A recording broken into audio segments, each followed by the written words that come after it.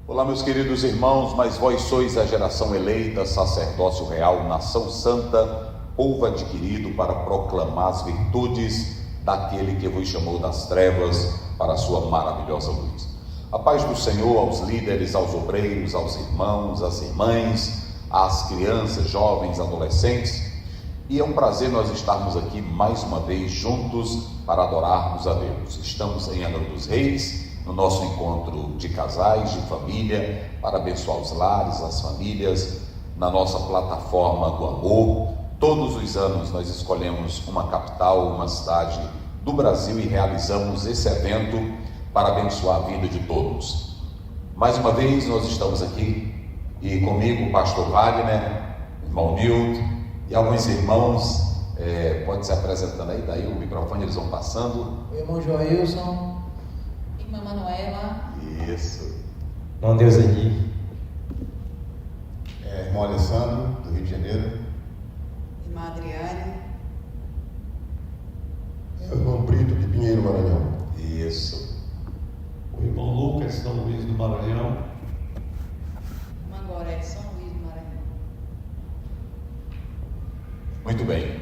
Então nós estamos aqui com a parte dos nossos irmãos e agora nós estaremos transmitindo daqui de Angra dos Reis a nossa EBD online para abençoar a sua vida em nome do Senhor Jesus. Irmão Nilton, orando ao Senhor.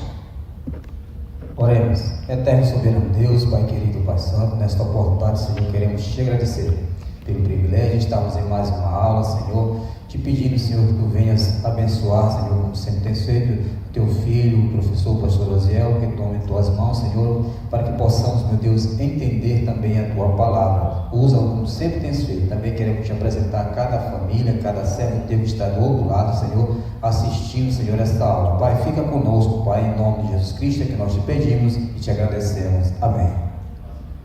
Muito bem, queridos, nós estaremos colocando aí os slides, não temos o quadro aqui hoje, mas estaremos disponibilizando o quadro, os slides, para que os irmãos acompanhem a nossa EBD. Vamos lá, pastor Wagner, qual é o tema da lição de hoje?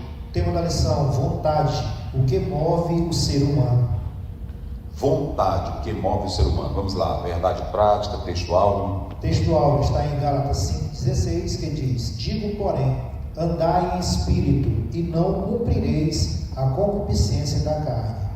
A verdade prática: guiada por Deus, a vontade é uma bênção extraordinária, vital para a existência humana.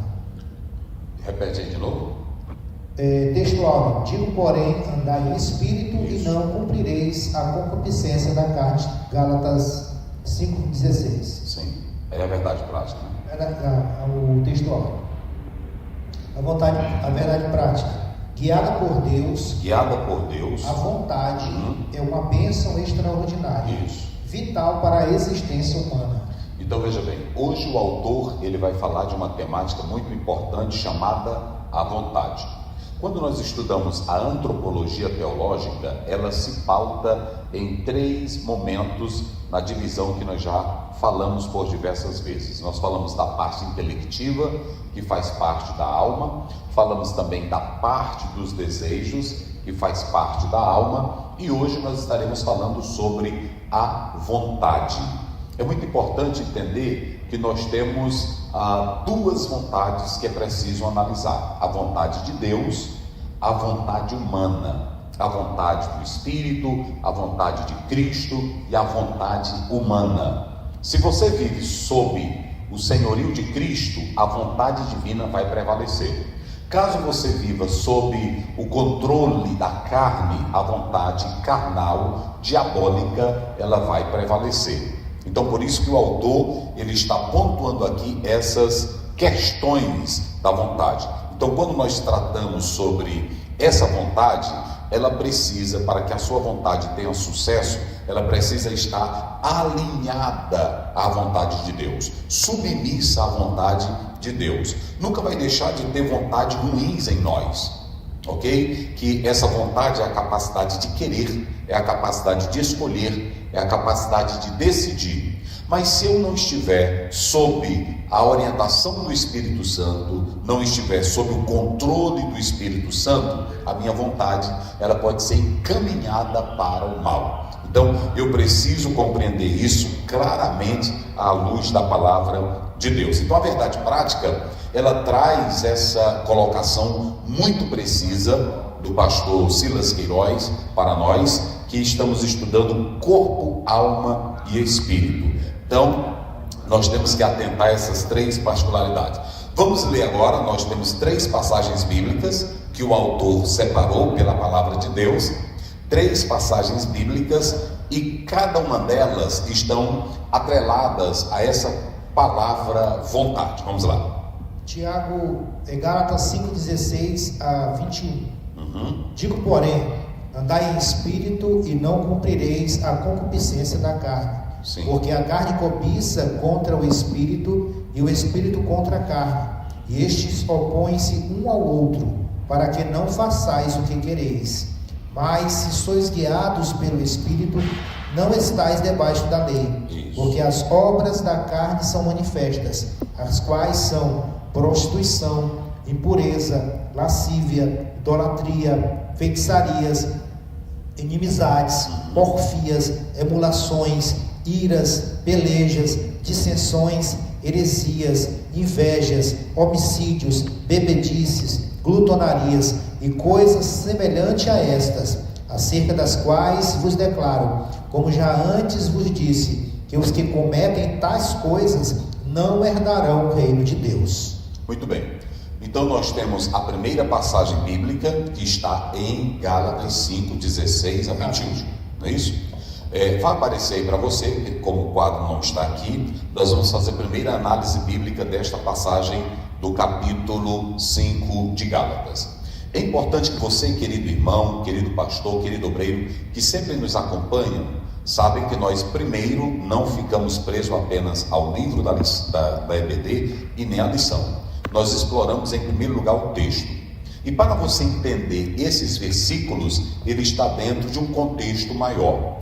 Esse capítulo 5, ele mostra, primeiro, a vida da liberdade que Cristo nos dá. E se nós estamos libertos, não podemos mais voltar à antiga prática da lei, que era a confiança na circuncisão, a confiança naquilo que nós produzimos, que pode resultar em um legalismo. Então Paulo diz que Cristo nos deu a liberdade por meio do seu Espírito Santo. Quando o Espírito Santo nos dá a liberdade pela salvação em Cristo, ele nos conduz para uma vida que deve ser a vida de produção de boas obras. A partir do momento que você começa a nascer em Cristo, você não pode mais andar no controle da carne. É interessante vocês observarem que Paulo ele pontua que nós temos aqui ainda 2 naturezas, a natureza carnal e a natureza espiritual. Eu sou um homem cristão, servo de Deus, mas também sou carnal. Porém, Paulo está dizendo que quem anda na carne vai ser controlado pelas obras da carne. E quais são as obras da carne? Olha o verso 19. As obras da carne, vamos lá, no texto que está aí.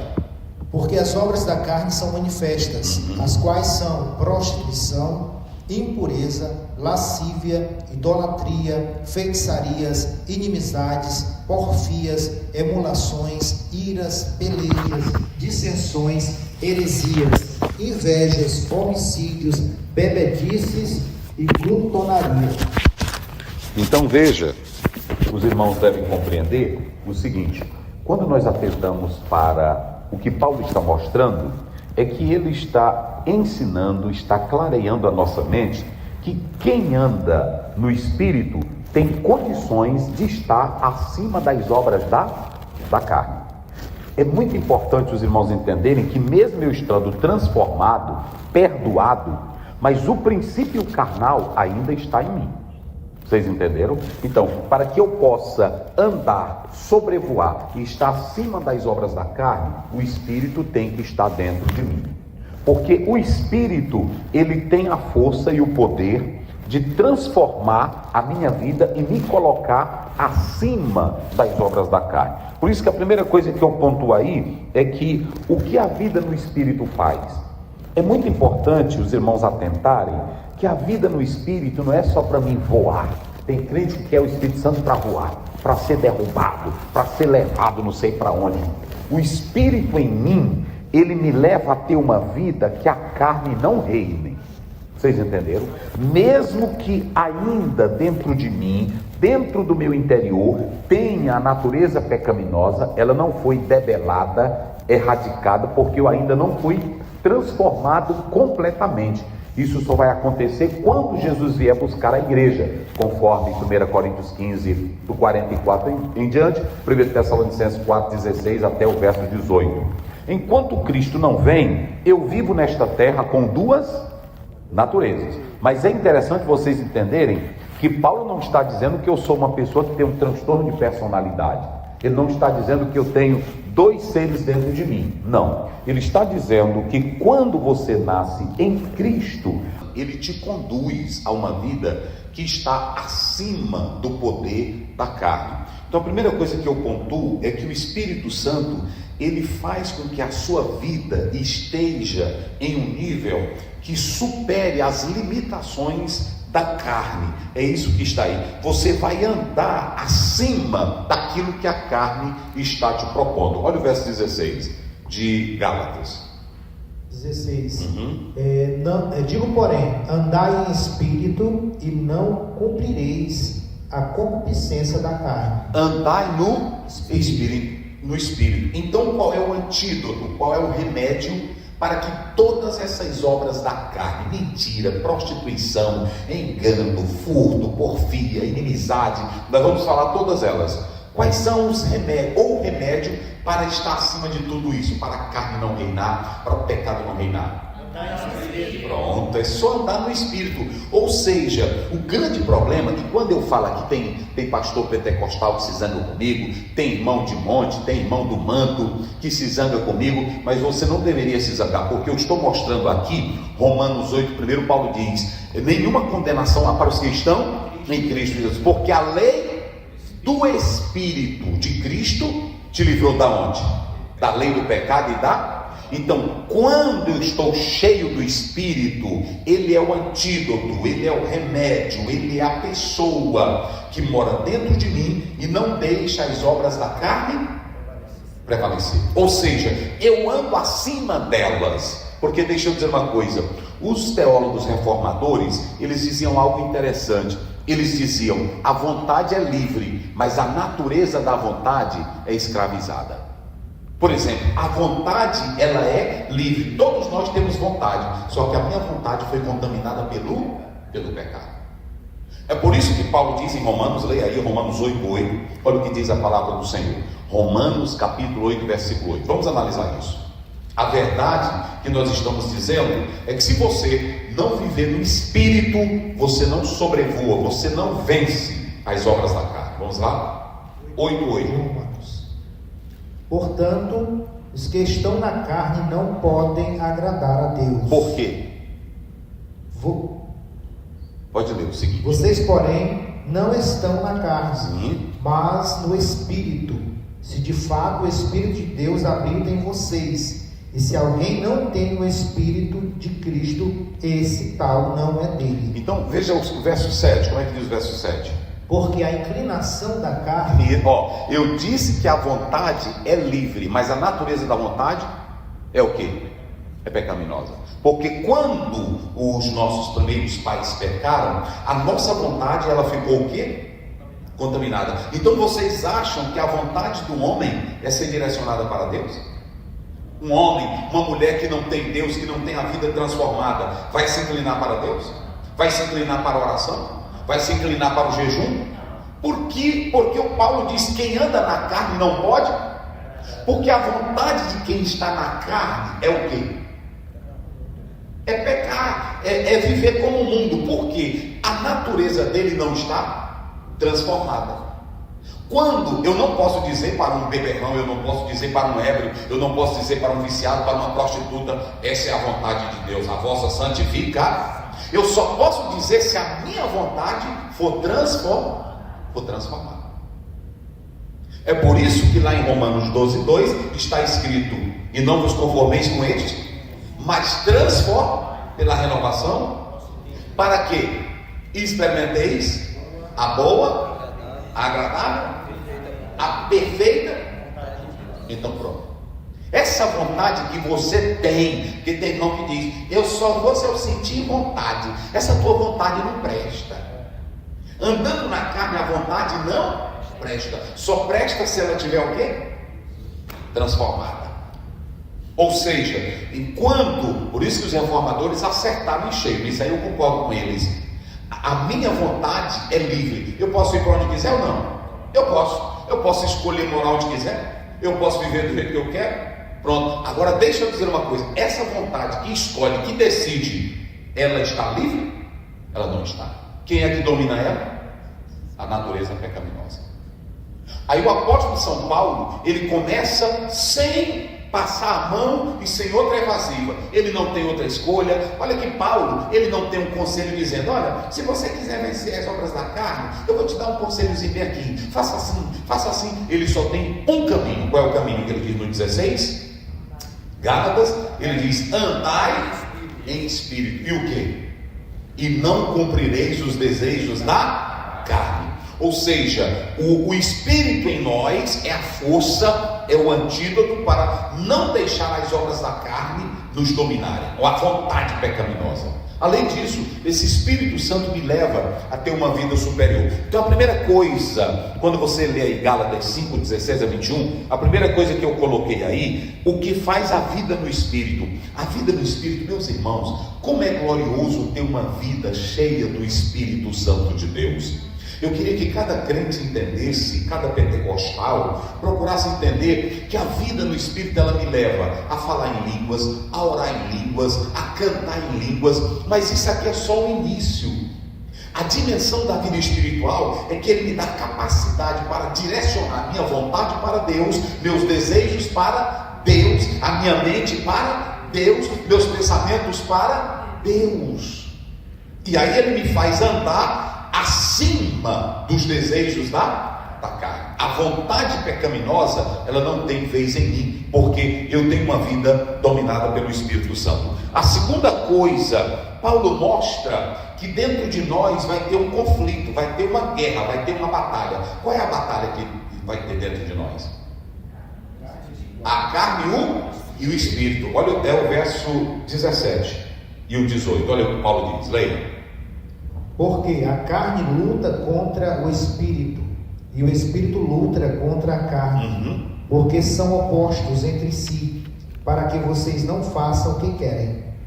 Então o Espírito Santo me pega, por exemplo, eu ouvi o Evangelho, é assim que começa, daqui a pouco eu vou falar sobre isso. Eu ouvi o Evangelho, a lei de Deus, essa lei me leva a Cristo, Cristo passa a morar em mim, o Espírito Santo me leva a praticar a palavra de Deus, mas tem uma vontade que quer sobressair, que quer fazer o agrado da carne. Quem é?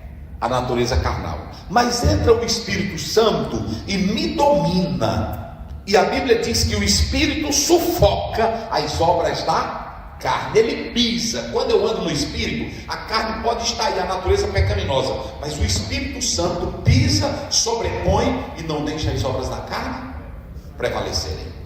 É por isso que Paulo está dizendo, andai em Espírito. E quando eu ando no Espírito Santo, ainda que tenha essa oposição, observem bem Efésios 4,30, leia aí, Efésios 4,30, não entristeçais, não é isso? Mas leia aí, isso, Efésios 4,30, vamos lá, como é que diz? Efésios 4,30.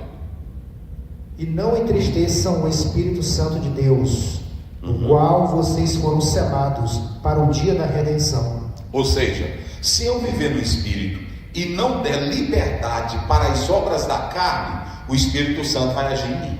Agora, se eu der liberdade para as obras da carne, o que o Espírito Santo vai fazer? Ele vai se entristecer. Olha como é linda a Bíblia. Aí, o que eu tenho que fazer? Eu não posso dar brecha para as obras da carne. Eu tenho que constantemente andar em Espírito. Esse andar é relacionar com o Espírito Santo.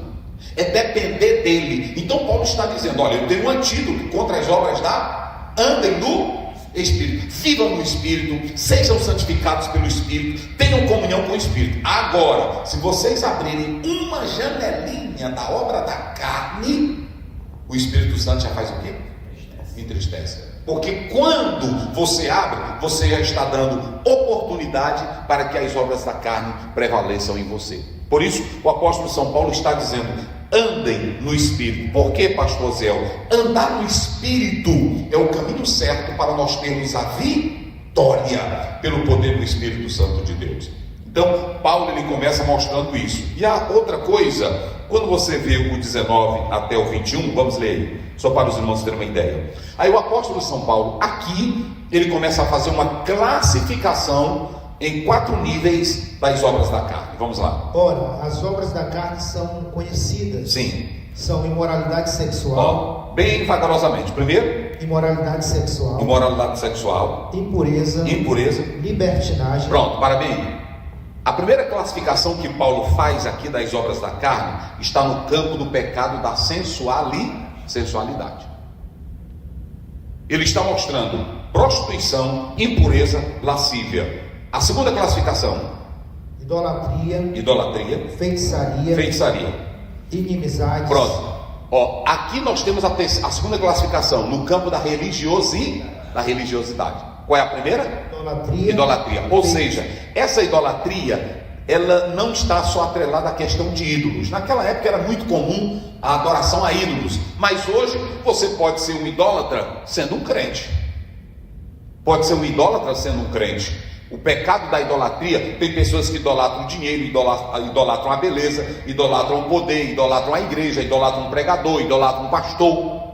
Tudo está no campo da idolatria. Mas ainda nessa segunda classificação, ele fala do segundo pecado no campo religioso: feitiçaria. Essa palavra feitiçaria, ela envolve 2 sentidos. O primeiro sentido de feitiçaria é que pode ser o envolvimento com todo tipo de drogas fabricadas e organizadas. Hoje no mundo, qual é a coisa que está mais destruindo as pessoas? Drogas. Mas também tem a droga do comércio, a droga do dinheiro, a droga, tudo isso pode se tornar uma droga. Mas também tem a droga no sentido de feitiçaria, a busca por poderes maléficos. Vamos ver essa questão em Apocalipse. Abra a Bíblia aí e vamos lá para Apocalipse, no capítulo 18, verso... Vamos começar com 9, 21, depois Apocalipse 18, 23. Vamos lá.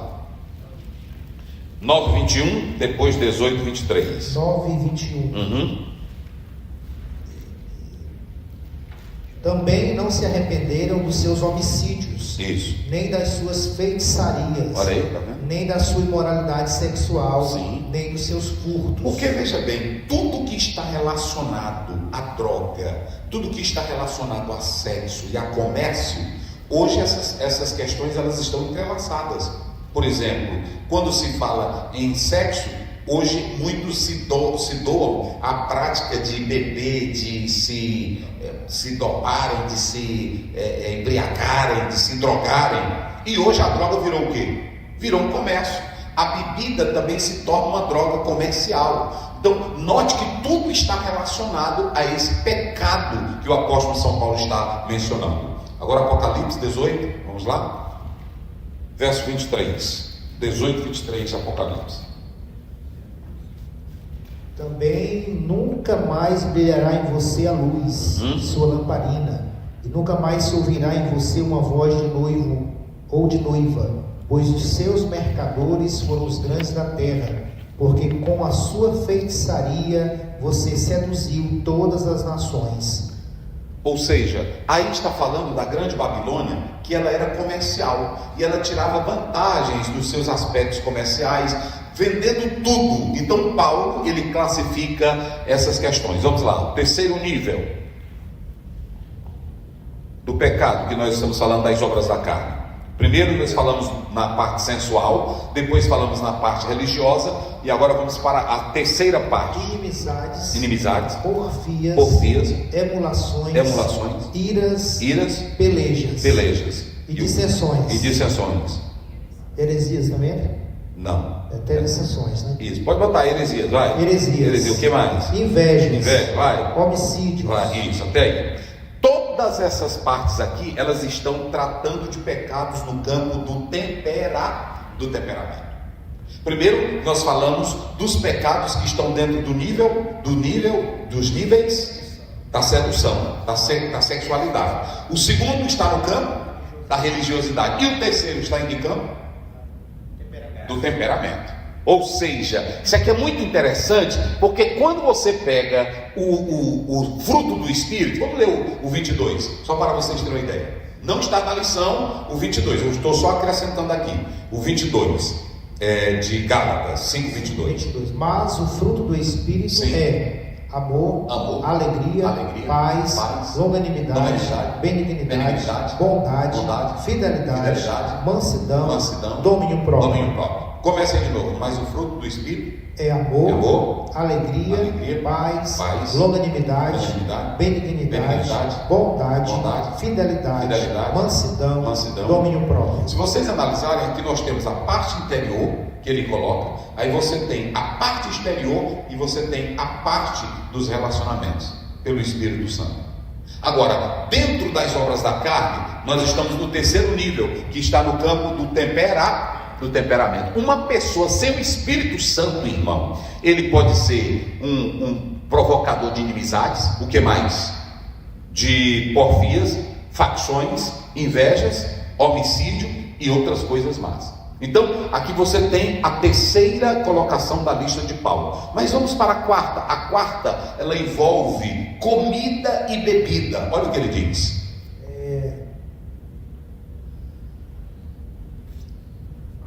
Bebedice, isso, orgias, isso, e coisas semelhantes. Pode ir.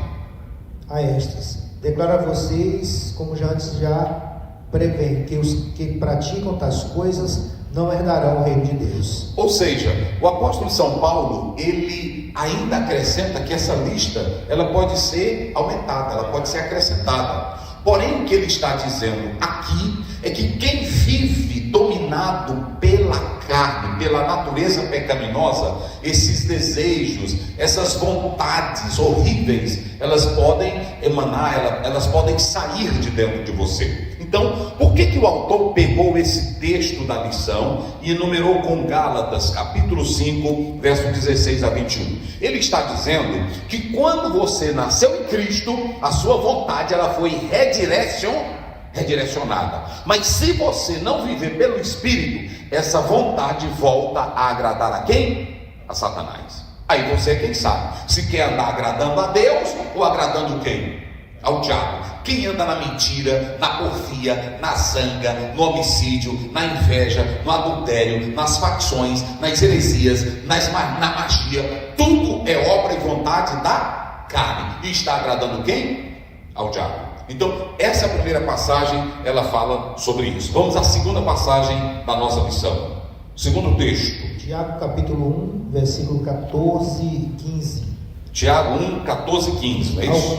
Isso. Ao contrário, cada um é tentado pela sua própria cobiça, quando esta o atrai e seduz. Então a cobiça, depois de haver concebido, dá luz ao pecado, e o pecado, uma vez consumado, gera a morte. Agora nós estamos na segunda passagem, não é isso? Tiago, nessa segunda passagem, é muito interessante, quando você lê Tiago todinho, completo, ele está falando da carta que foi escrita às tribos dispersas, ou para os judeus que estavam dispersos.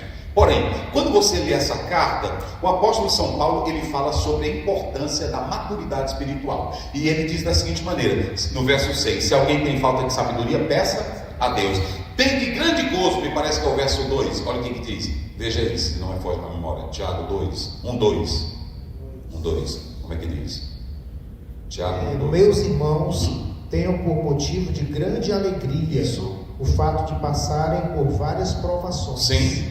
Sabendo que a provação da fé que você produz perseverança. E o que mais? Ora, a perseverança deve ter ação completa, isso, para que vocês sejam perfeitos e íntegros, sem lhes falte nada. Quando ele usa perfeito e íntegro, aqui ele está mostrando a maturidade do crente. Gente, é linda a Bíblia. Ele está mostrando, o diabo estava mostrando, que mesmo passando por lutas, provações, a perseverança, ela é sinal de maturidade.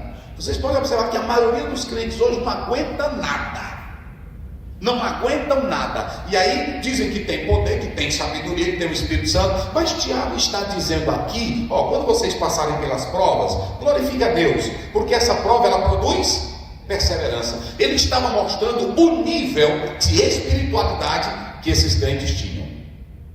E o nível de espiritualidade, perseverança, trazia fidelidade, integridade, e ele usa a palavra perfeito. Isso, essa palavra perfeito aqui dá a ideia de alguém que alcançou a maturidade espiritual. Aí quando ele vai para no capítulo 1, verso 14 e 15, aí o apóstolo Tiago, ele começa falando algo interessante. Vamos lá, olha o que ele diz para os crentes. Vamos lá. Ao contrário, cada um é tentado pela sua própria cobiça, quando esta o atrai e seduz. Ao contrário, como é que ele diz aí, pastor? Ao contrário, cada um é tentado pela sua própria cobiça. Preste bem atenção. Meus irmãos, eu quero dizer para vocês que eu quero pedir perdão para a igreja que o diabo me derrubou. Eu fui tentado e o diabo me derrubou. O diabo não, mas tu, a tua escolha, a tua decisão, a tua vontade. Preste bem atenção que o primeiro cenário que nós temos na Bíblia do diabo é que Deus disse para Adão e Eva: Deus não quer crente menino, Deus não quer crente para ele estar adulando e como se ele fosse um meninozinho atrás. Filho, não cai não, filho. Olha, tu tem não, Deus não é isso, gente. Ele botou Adão e Eva onde, meus irmãos? No jardim. Era o melhor lugar do mundo. Era ou não era? E ele disse para comer de todos os. Deu liberdade ou não deu? Mas ele disse: desse aqui vocês não podem tocar. A mesma conversa que hoje o pessoal tem, Adão e Eva tiveram. Quando Deus chegou, que o responsável era Adão, ele disse: Adão, quem te mandou? Primeira coisa, por que você se escondeu? Eu estava nu e me. Aí Deus disse: quem te disse que estava nu? Comeste. Olha o que Deus diz. Aí ele diz assim: olha, Senhor, não fui eu, foi a mulher. A mulher que tu me deste. Depois a mulher diz o quê? Foi a serpente. Nenhum assumiu a culpa pessoalmente. E quando você lê Tiago está dizendo o seguinte: nunca diga que Deus te levou à tentação, porque Deus a ninguém. Ele é bom, a natureza de Deus é perfeita. Deus pode me provar, mas nunca me tentar. Essa aqui é uma coisa que a gente fala, muitos não podem entender. Teve um grande pregador nos Estados Unidos que um dia ele foi para a rede nacional de televisão e disse assim: eu quero pedir perdão ao mundo porque o diabo me derrubou. Irmão, é muita infantilidade. A Bíblia diz da seguinte maneira em 1 Pedro 5,8: o diabo anda ao nosso, procurando a quem possa tragar, mas quem decide é você. Ele mostrou para Eva. Se Eva tivesse dito: não, Satanás, eu não vou comer, ele ia conseguir? Mas quem foi que decidiu pecar? Pronto, a culpa estava em Deus. Por isso que Tiago começa dizendo, como é que ele diz aí no 14? Olha aí, isso aqui é lindo, vai lá. Ao contrário, cada um é tentado pela sua própria cobiça. Aí tem irmão que fica: mas eu não sei por que Deus me fez assim. Eu não sei. Tem irmão que ele é o seguinte: irmão, eu tenho tentado me segurar, mas eu não tenho culpa de ser bonito. Tu não tem culpa de ser sem vergonha, não. Preste atenção nisso. Ele fica dizendo: eu não tenho culpa. Eu vi mulher. Irmão, é porque esse meu corpo, eu atraio os homens. Vocês já viram mulheres assim? Eu atraio os homens, eu não tenho culpa. Não. Deus me fez assim. Nunca culpe a Deus. Cada um tem a sua vontade e pode decidir: eu não quero, eu quero, eu não aceito, eu aceito. Deuteronômio 30, 19, como é que diz aí? Lê, rapidinho. Deuteronômio 30, 19. Então, o que eu estou dizendo? Talvez você diga, pastor Zé, e como é que fica o diabo na história? Irmãos, nós temos 3 elementos que nos tentam. Nós temos o diabo, nós temos a carne e nós temos o mundo. Do lado de fora tem 2. Nós temos o mundo e temos o diabo. E do lado interno, a carne. A carne, que dentro de nós, ela nos tenta. A natureza pecaminosa. Então, o mundo pode preparar, o diabo pode preparar. Qual é o trabalho do diabo? É abrilhantar o negócio. Quando ele diz para Eva disse assim: não, Deus disse que não é para mim e nem para meu marido nós comerem do fruto. Aí ele disse: não, olha o diabo. O que o diabo faz é... verdade. Pronto, é só isso. O que o diabo faz, irmão Lucas, é preparar o ambiente. Olha, mulherão. Pronto, ele deturpa, e ele deturpa no sentido de iludir você. Rapaz, essa droga é boa, fuma ela para tu ver, entra nesse crack, é assim? Aí tu entra. Rapaz, o adultério é gostoso, aí a própria Bíblia diz: a água é roubada, o que é comido às escondidas. Aí o diabo, qual é o trabalho do diabo? É pintar, montar um cenário. Agora você só entra se você quiser. Esse é o trabalho do diabo. O diabo pode, a Bíblia diz que ele anda ao nosso derredor. Eu pergunto, ele derrubou Jó? Não, pronto. Agora Eva, ele disse: eita, Deus é egoísta. Deus é egoísta, ele não quer partilhar o que ele tem com vocês. Sabe por quê? Porque no dia que você comer, vocês vão abrir os olhos e vão se tornar como quem? Como Deus. Era verdade? É isso que o diabo faz. A única coisa que o diabo faz é mostrar, é gostoso, é uma aventura, você vai ver, prova. Mas quando você cai e você abre os olhos, nada do que ele diz é verdade. Por isso que Tiago, ele está dizendo: não culpe Deus. Não culpe Deus. Quando Adão disse assim, foi o que ele estava dizendo? Que era o culpado ali? O próprio José foi tentado, ele caiu. E a Bíblia diz assim: várias vezes ela insistiu. Então preste bem atenção, como os irmãos falaram, a Eva, o Adão disse assim. Ele disse: quem foi que mostrou que você estava nu, Adão? Aí o que foi que o Adão disse? Não, eu comi. Mas ele disse como? E quem foi que deu a mulher? A mulher que tu me deu. Ele botou a culpa em quem? Aí tem gente que bota culpa em Deus, não é assim? Não é assim. Irmão, por que tu saiu da igreja?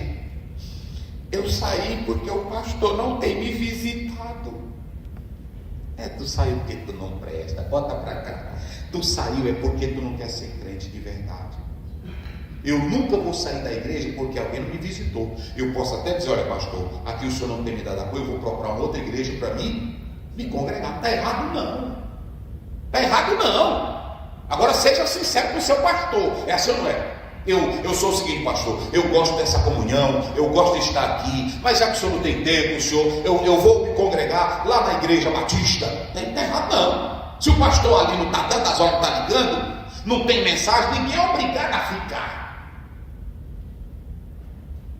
Eu digo a verdade. Eu sou da Assembleia de Deus, mas eu digo a verdade. Pronto, o irmão dizima, oferta, o pastor não visita, o pastor não vai no velório, o pastor, pronto, aí ele quer tudo do membro, mas não dá a responsabilidade que o membro precisa. E outra, não vem com essa ideia: o céu vai registrar. O céu está registrando, mas Deus te colocou foi para trabalhar na igreja. Aí culpa Deus, tem irmão que fica culpando o sistema, culpa a igreja, culpa todo mundo. É porque a religião é assim. É porque isso é desse jeito. Veja que Adão culpou quem? Deus. A mulher que porque quem foi que deu a mulher para Adão? Pronto. E o próprio Deus disse assim: não é bom que o homem esteja. Mas quando ele diz assim, ele queria dizer o seguinte: olha, o problema é a mulher. Eu não te pedi. Porque lá no texto não diz que ele pediu. A gente é que faz aquela ideia. O Adão andava sozinho, chorando, só não tem na Bíblia não. Mas quando ele diz a mulher, o que foi que aconteceu com Deus? E a mulher jogou a culpa em quem? Mas o que Tiago diz? O que Tiago diz? Isso aqui é maturidade, gente. Olha o que Tiago diz. Como é que Tiago diz? Cada um é tentado. Sabe o que o Tiago está dizendo aqui? O Tiago está dizendo o seguinte, eu coloquei aqui, olha, cada um deve assumir a sua responsabilidade pessoal pelos seus pecados. Pecou, meu irmão, deixa de estar culpando a igreja, deixa de estar culpando o pastor, deixa de estar culpando A ou B. Pecou, faça o quê? Assuma, eu pequei, eu sou digno de morte. Lá em 2 Samuel, acho que é lá pelo 24, quando Davi peca, aí o anjo do Senhor vem matando tudo, aí Davi diz, não faça isso não, eu sou o responsável, eu pequei contra o Senhor, foi eu que inventei essa história do censo. Aí pronto, aí vem a peste, ele diz assim, eu prefiro cair nas mãos de Deus. Então Tiago está dizendo aí para cada um assumir o seu pecado. É isso que ele está dizendo aqui. Cada um deve assumir a sua responsabilidade pelos seus pecados. Verso 15. Olha o que ele prossegue dizendo. Vamos lá. Então a cobiça, depois de haver concebido, dá luz ao pecado. Isso. E o pecado, uma vez consumado, gera morte. Aqui nós temos um segmento, uma movimentação. E aí você tem os frutos do desejo na mente. O pecado começa onde? Na mente. Eu falei aqui para os casais em Mateus 5:28. O pecado mental. Porque o pecado, primeiro, ele é fabricado aonde? Onde é que está a fábrica de pecado? Pronto. Vocês pensam que o homem, sabe que ele olhou para uma mulher dele e já pecou? Não. Ele olha e ele vai fabricar. Aí eu deitado com ela, aí eu com uma mulher dessa. Do mesmo jeito é a mulher com o homem. Aí o pecado, ele começa na mente. Aí o que acontece? Começa a fabricação, até chegar ao resultado do pecado. Olha o que ele diz. Primeiro, então a cobiça, depois de haver concebido, dá luz ao pecado. Aí pronto, primeiro vem a cobiça projetada na mente, o desejo descontrolado, a concupiscência. Aí vem, gerou, ela te engravida, botou na mente. Agora isso aqui, a melhor coisa é fazer esse aborto. Se não fizer o aborto, nós somos contra o aborto de criança, não é assim? Agora esse aborto aqui tu tem que fazer. Porque na hora que tu se engravidar do adultério, aborto. Se deixar da luz, engravidou da fofoca, irmão, engravidou da fofoca, primeiro vem tudo para onde? Para a mente. Aí a mente fabrica e dá. Pronto, aí tu engravidou. Se engravidar da fofoca, do homicídio, porque a pessoa sente a raiva, a pessoa está te provocando, não é assim? Aí ele diz, eu já matei esse homem. Aí, quando entra, aí olha a trilha que começa. Vamos lá, vai. 15. A cobiça, depois de haver concebido, dá luz ao pecado. Dá luz ao pecado. Primeiro ele cobiça. Você pega Adão e Eva, primeiro eles olharam e acharam o fruto o quê? Desejável. Cobiçou. Vamos lá. Segundo, dá luz ao pecado. Aí vem o pecado, gerou a luz, vem agora o pecado. E o que acontece? Depois, e o pecado, uma vez consumado, gera morte. Aí a morte é espiritual, é o resultado, é a ação do que foi começado apenas com uma questão mental. Então Tiago está dizendo, tenha cuidado com os desejos e com aquilo que a sua mente faz, porque pode resultar em uma tragédia espiritual. Este é o segundo texto. Qual é o próximo texto? Isso, para a gente correr aí. 4, 13 a 17. Vamos lá. Não é isso? Vamos lá. 13 a 17. Escutem agora. Vocês dizem, hoje ou amanhã iremos para a cidade tal e lá passaremos um ano e faremos negócios. Teremos lucros. Vocês não sabem o que acontecerá amanhã. O que é a vida de vocês? Sim. Vocês não passam de neblina que aparece por um instante e logo se dissipa. Em vez disso, deveriam dizer: se Deus quiser, não só viveremos, como também faremos isto ou aquilo.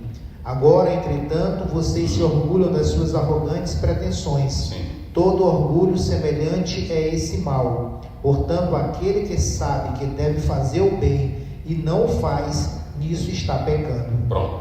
Aqui vocês viram a leitura. A nossa temática é a vontade. Nesses versículos, bem, do 13 a 17, onde é que está a vontade desse texto aí? O que Tiago está falando sobre a vontade? Esse capítulo ele começa com uma vontade negativa, que está no 4, quando ele diz de onde é que vem as guerras, de onde vem as brigas, dos desejos maléficos. Depois ele fala também aí dos ricos prepotentes, da importância da humilhação. Mas quando ele chega nesse 13 e 17, aí ele começa a falar da vontade. E quando você lê do 13 a 17, o que Tiago está ensinando sobre a vontade? O que ele está dizendo aí? O que vocês vão participar aí? O que vocês entenderam sobre a vontade aí? Quem quer participar? Pode falar. A vontade de Deus. É. A vontade de Deus. Nesse texto aí, que o tema geral é sobre a vontade, não é isso? Mas dentro desse texto aí, o que Tiago está falando de vontade? Aí eu quero que a mente de vocês aí funcione bem direitinho, só para a gente, o que ele está falando de vontade aí? Vontade, o que Tiago está falando? Porque nós temos vontade, é só vocês olharem para o texto, o pessoal está projetando, não está? Ele está dizendo, vamos comprar isso, fazer aquilo, e etc e tal. Mas nesses versículos aí, o que Tiago está falando sobre a vontade? O que vocês acham? Se o Senhor quiser. Isso, vocês podem. Agora, pegue todas essas expressões do 13 ao 17, não é isso? E o que Tiago está ensinando nesses versículos sobre vontade? E se nós sabemos, Sim. aquele que sabe que precisa fazer o bem e não faz, isso ele está pecando. Sim, você está certinho. Aí eu vou te ajudar. E aí ele começa dizendo, se o Senhor quiser, e etc e tal. Vocês estão certos, mas eu pergunto aí, o que ele quer dizer sobre a vontade nesses versículos aí? Está bem a resposta que você lê. Está a resposta também nas viagens, na programação.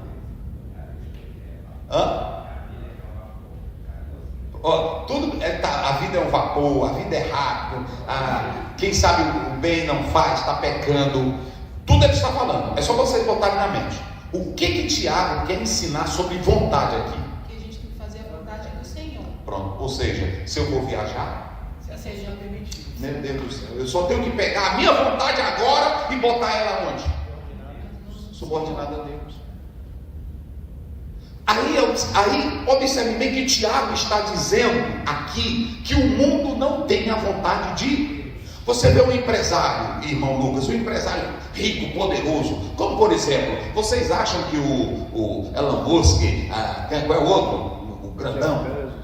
Jeff Bezos. Sim, vocês acham que eles vão estar lá no gabinete dele, se amanhã Deus quiser? Esses caras não estão nem ligando para quem? Pode ser que ele esteja, eu não conheço, mas eu não estou julgando, eu só estou dizendo que tem ricos aí que amanhece o dia, trabalham e não querem saber de quem? De Deus. Agora, o rico, observe bem, ele quer ganhar vida, ele quer crescer. Como é que diz o verso? Vamos lá, comece de novo. O 13. Escutem, agora vocês dizem, Isso. vocês que dizem, hoje ou amanhã iremos para a cidade tal. Estão fazendo plano, estão construindo. Lá passaremos um ano. Isso. Faremos negócios. Olha aí. Teremos lucros. Sim. Vocês não sabem o que acontecerá amanhã.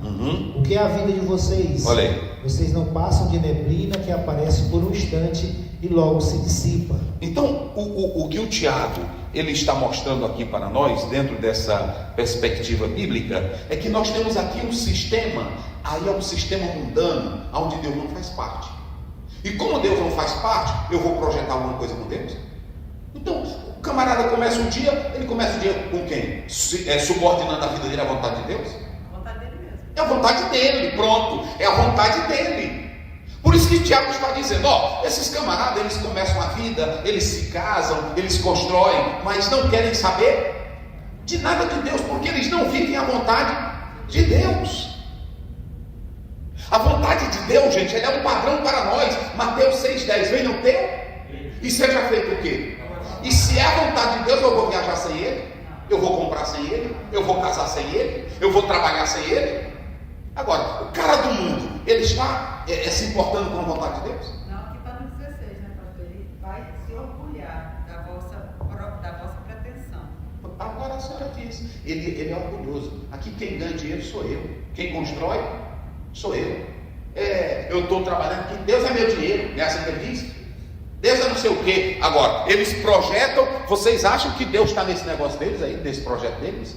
Eles nem querem saber de Deus. Agora tem uma coisa, você, vai para cá, vamos já. Olha, você que diz que é empresário, que é rico, Deus está dizendo, tu pode ser presunçoso, pode ser arrogante, mas saiba de uma coisa, a tua vida, ela não é nada. Ei, irmão, tem gente que gosta de se amostrar, quer ser todo importantezão. Olha as minhas fazendas, olha o meu gado, olha o meu dinheiro. Aí o Tiago diz, olha, se você pensa que a tua vida sem Deus vale alguma coisa, ele está dizendo, ela não vale nada. Você é só uma neblina. Como é que ele diz? Eita glória. Vocês não passam de neblina. Você não passa de uma neblina que aparece por um instante. Em um instantezinho, logo se dissipa. Pronto. Ou seja, o apóstolo Tiago, ele está mostrando aí, pastor Wagner, duas coisas: as limitações e as incertezas. Não tem um empresário que possa projetar o que vai acontecer no mês que vem. Jesus falou isso, né, pastor? O rico insensato, Lucas 12, Jesus disse que a felicidade não consiste nos bens. Quantos homens não eram ricos ontem, irmão Lucas, e se quebraram da noite para o dia? Porque Tiago está dizendo duas coisas: a nossa vida não vale nada, é como uma neblina. Mas ele também diz, não adianta você pensar em investir pensando que você é o tal, porque a tua vida tem limitação. Amanhã, se Deus quiser, amanhã eu vou para tal lugar, amanhã eu vou fazer isso. Não, porque você pode não chegar. Jesus disse, hoje mesmo pedirão a tua alma. E o que tu tens louco, para quem será? Então, a terceira coisa aí no verso 15, leia o verso 15. Verso 15. Em vez disso, deveríamos dizer, se Deus quiser, não só viveremos, como também faremos isso aqui. Inclua Deus no seu projeto. Inclua Deus na sua vida. Dependa de... É isso que ele está dizendo.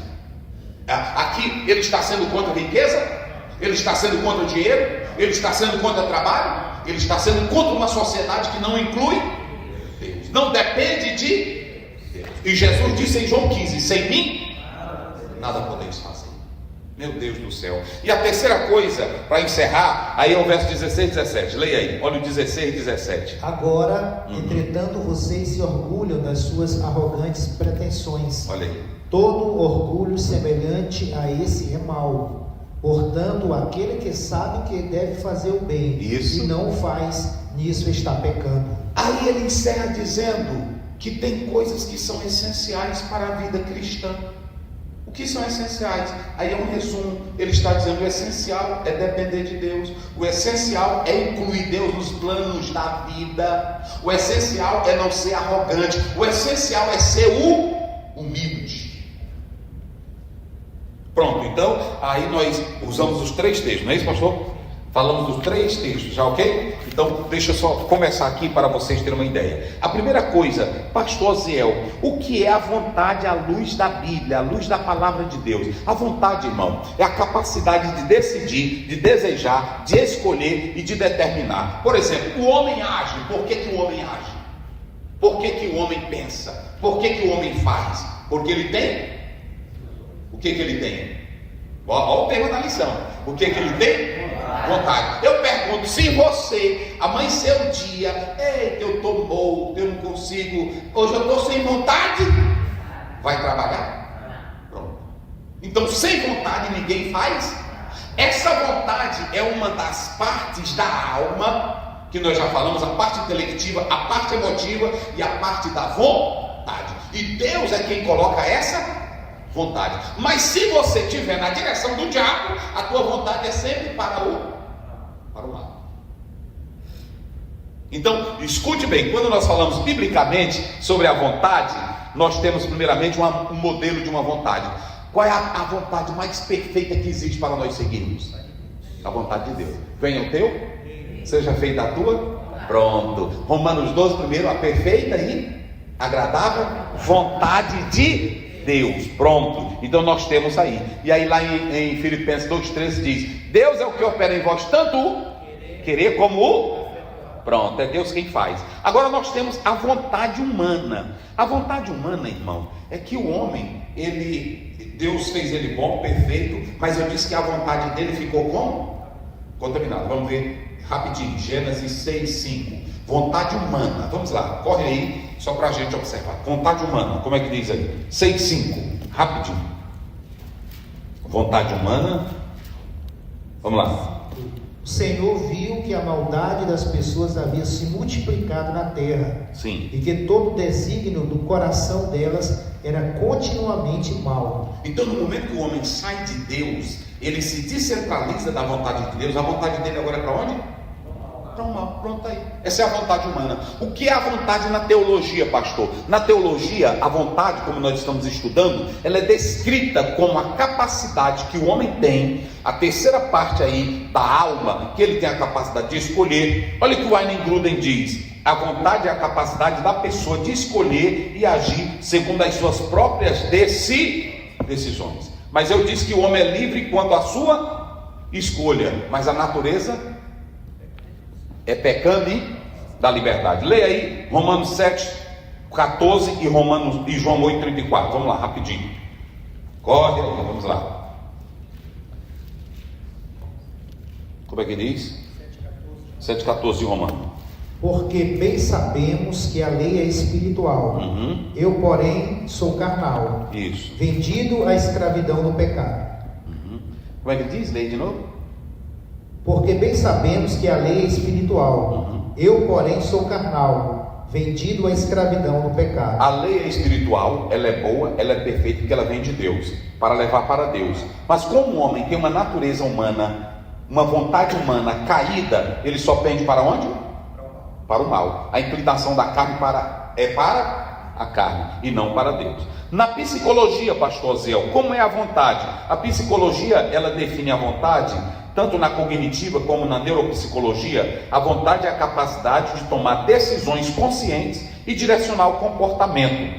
Já a volição, dentro da psicologia, é o processo interno que leva à intenção e à execução de um planejamento. Nós temos autores como William James, Roy Baumeister. Eles falam que a vontade é o ato de formular a intenção, escolher, manter o foco e executar. Então, esse é o conceito que eles estão dando para a vontade, ok? Então, nós temos a vontade, mas nós temos, digam comigo, só para a gente correr aqui, pensamentos. Vamos lá, pensamentos. Intenções e vontade.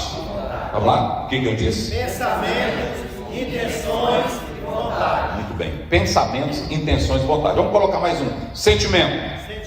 Então, quando eu olho para pensamento, sentimento, eu tenho que entender que isso aqui faz parte da alma, mas não trabalho isoladamente, trabalho em conjunto. Por vezes você pode pensar. Agora, quando você atenta para essas particularidades que eu estou colocando aqui, pensamento, sentimento e ação, aí você pode observar que as escrituras elas mostram que essa faculdade ela trabalha dessa forma. Pensamento, quando você lê Provérbios 3:27, 23:7, diz assim: como o homem pensa, assim ele será. Ok? Aí quando você vem para o sentimento, o que é o sentimento, pastor? Mateus 6:21, onde estiver o teu tesouro, estará o teu, é o sentimento. Então veja bem, olha a descrição que eu estou colocando. Pensamento, aquilo que eu penso é o que eu sou. Sentimento, aonde está o meu tesouro, vai estar o meu no meu coração. E a vontade é a determinação, ok? Aí você tem essa cadeia que a Bíblia fala: pensamento, sentimento, vontade e ação. A ação é a exteriorização daquilo que se pensou, daquilo que se sentiu e daquilo que se executou. Então a vontade ela está nessa colocação. Vamos analisar agora a nossa vontade humana e a conversão e a santificação, para a gente já começar a caminhar para a conclusão. Irmãos, quando nós pecamos, a nossa vontade ficou como? Corrompida e contaminada. Quando eu venho para a regeneração, que é o novo nascimento, a partir dali, uma nova vontade é implantada dentro de mim. Qual é a nova vontade? A vontade de Deus. Seja feita a tua, e essa é a vontade de Deus, a vossa santificação. mesmo essa regeneração acontecendo, eu disse agora há pouco que ainda fica a natureza pecaminosa. Mas agora a minha vontade não é mais só para a inclinação da carne, porque agora eu tenho um novo Senhor. Quem é o novo Senhor? Deus. E quem é que está andando comigo dentro de mim? Então ele vai me levar para quem? Para Deus. Aí o Espírito testifica que nós somos filhos de... Então é muito importante vocês entenderem que essa regeneração que ela acontece aqui, ela traz a nossa liberdade de vontade. Rapaz, isso é muito interessante. Ou seja, Deus pegou a minha vontade diabólica, carnal, satânica, ele libertou e colocou em mim uma nova vontade. É isso? Aí pronto. Aí, pastor Zé, como é que acontece isso? É bem simples, eu vou te mostrar. Quando você lê Ezequiel 36, 26, eu tirarei o coração de pedra e colocarei um coração. Ou seja, Deus agora está direcionando a vontade minha para Ele, porque Ele trocou o meu. Tem 4 coisas que Jesus troca em mim quando eu aceito Ele. A primeira coisa que Ele troca é o quê? Qual a primeira coisa que Ele troca? Eu disse agora para vocês. Pronto, é o coração. A segunda coisa que Ele troca é a nossa mente. Ele diz em Romanos, em 1 Coríntios 2,16: vocês têm a mente de Cristo. Ele muda meu coração, Ele muda a minha mente, aí Ele me leva a experimentar a perfeita e vontade de Deus. Ele muda a minha vida, 2 Coríntios 5,17, se alguém está em Cristo. E Ele implanta em mim a nova natureza pela palavra. Por isso que a Bíblia diz, sendo de novo gerados, não da semente incorruptível. Está lá em 1 Pedro 1,23. Ou seja, Deus mudou a minha vontade. Quando você vê um crente com a vontade velha, diabólica, carnal, ele nunca foi mudado. Eita, irmão. Então, conversão. Pastor Zé, como é que eu entendo a conversão e dentro dessa questão da vontade? Primeiro, eu disse que pela regeneração, Deus liberta a nossa vontade. Ele me liberta da vontade velha e me coloca uma vontade nova. E a conversão? A conversão, eu diria que ela é uma resposta. Como agora eu sou convertido, eu vou responder. Responder como, pastor? Eu vou responder crendo, eu vou responder me arrependendo, e eu vou me arrepender voltando. Então a regeneração, quando você olha para ela dentro da vontade, a regeneração liberta a minha vontade. Quando entra a conversão, ela me leva a responder a nova, regenerar. Eu creio, eu me volto. Foi mais que eu disse? Creio, eu volto e eu me arrependo. Creio, me arrependo e volto. A vontade minha agora não é mais a minha vontade. É a vontade de quem? De Deus. Aí entra a terceira coisa, dentro da vontade. O autor não falou isso aqui, eu estou falando para vocês. Aí você tem a terceira, a santificação. Então vamos lá. Pastor Zé, e a minha vontade? Na regeneração, o que Deus fez? Com a vontade? Ele libertou, não foi assim? Me deu uma nova vontade. Aí na conversão, eu creio, me arrependo e volto para quem? Para Ele. E na santidade, a minha vontade me leva para o lado prático. Eu vou andar como filho de Deus. Eu vou viver a libertação da vontade de Deus. Esses 3 processos aí, irmão, é uma coisa bem maravilhosa. Então, na nova vontade, aí eu posso observar que o Espírito Santo me leva a responder de uma forma disciplinada. Como é que eu tenho a vontade de Deus dentro de mim? Aí eu sento com o irmão para fuxicar com o outro. Está disciplinado não. Como é que eu tenho a vontade de Deus em mim e eu não me controlo, não controlo minha língua, não controlo meus olhos, não controlo meu pé, não controlo meu corpo? Que natureza nova é essa?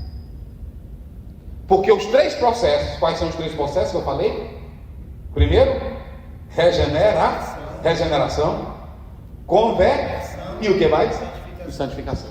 Se a minha vontade foi mudada, ela é mudada nesses 3 níveis. Eu sou uma nova natureza, eu vivo agora crendo e me voltando para Deus. Então nós vamos ver aí o resumo da lição. Vamos lá, pastor. É intelecto, razão ou pensamento, sensibilidade. Peraí, como é o início aí? 3 faculdades da alma. 3 faculdades da alma. Quais são as 3 faculdades? Intelecto, Então,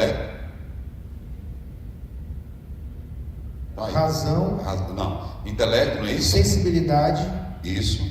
e afeto. Pronto. Tem as 3 pontos. Deixa eu ver. Observe bem aqui, né? Deixa eu ver. Está misturado.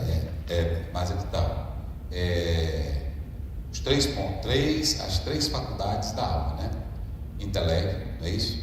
Isso. Intelecto. Razão. Não. Aqui nós vamos colocar aqui, peraí. Está misturado.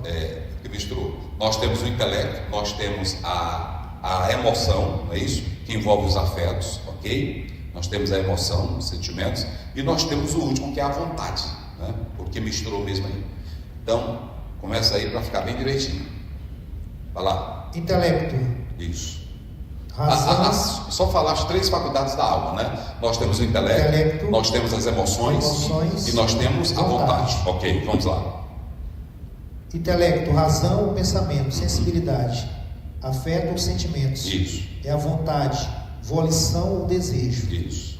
Porque o homem age, porque ele pensa, sente e deseja. Pronto, porque o ser humano age, nós falamos isso. O homem não age simplesmente por um instinto, ele age porque ele tem sentimento, ele tem vontade, ele tem desejo. É por isso que ele age. Vamos lá. O homem, um ser que deseja. Isso. O homem, ele é um ser que deseja. O homem vive nessa terra, ele cresce, ele trabalha e ele avança porque ele deseja. E esse desejo, quem foi que colocou nele? Deus. Vamos lá. O homem é um ser necessitado. Isso, pode ir. A alma pode ser vista como goela, boca ou garganta. Isso, porque a palavra nefesh, alma, antigamente os hebreus, e alguns dizem que os semitas, eles viam que tudo entrava pela garganta e também o ar saía pela garganta. Então eles entendiam que tudo que a gente consumia, tudo que bebia, tudo entrava pela garganta. Então eles viam a alma como o quê? Como garganta. Só que houve a evolução. Aí depois dessa parte passou a ser vista como tendo intelecto, como tendo emoções e como tendo vontade. Então houve uma evolução na palavra nefesh para a palavra alma. Mas antigamente ela também era vista como garganta. Vamos lá. Porque a goela representa a garganta, isso que nós acabamos de falar. Isso. A vontade é uma bênção divina. Muito bem, a vontade, ela não é satânica, foi algo que Deus colocou dentro do homem. Só que essa vontade, dominada pela carne, ela vai inclinar para coisas que não convêm, não agrada a Deus. Vontade, motivação e ação. Conceito de vontade, uma força dada por Deus. Isso. Capacidade humana de desejar, querer, escolher e agir. Pronto, esse é o conceito de vontade, segundo a lição e também conforme a Bíblia. Vontade no conceito grego. No conceito grego nós colocamos, aliás, o autor colocou boulomai, que é uma decisão racional, e aí você tem a segunda palavra que ela aponta mais para telos, não é isso? Ela aponta mais para uma questão de uma vontade, vamos lá. A regeneração e a vontade humana. Já falamos, não é isso? A graça de Deus. Isso, vai. A vontade vista como motivação. A vontade e a conversão. Isso, nós já falamos, né? 2. Pensamentos, sentimentos e vontade. Um pensamento pode ser apenas um pensamento. Isso. Sem relação alguma com sentimento ou desejo. Isso. Pensamento, sentimento. Porque às vezes você pode pensar, por exemplo, você pensa, estou pensando de viajar para São Paulo, mas a vontade se concretizou?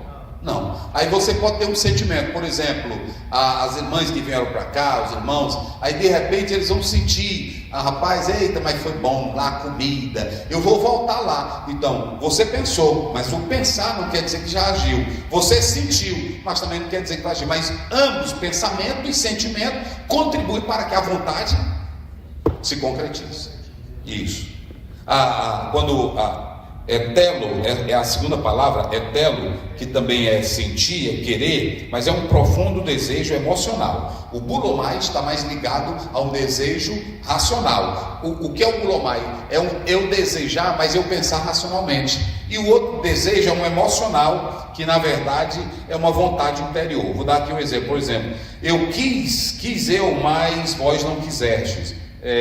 O espírito está pronto, mas a carne é fraca. Então é um desejo, muito emocional, muito puxado. Isso. Já o Bulomai, vou dar um exemplo aqui de Bulomai, 2 Pedro 3,9. Deus não quer que ninguém pereça. Isso aqui é uma vontade racional.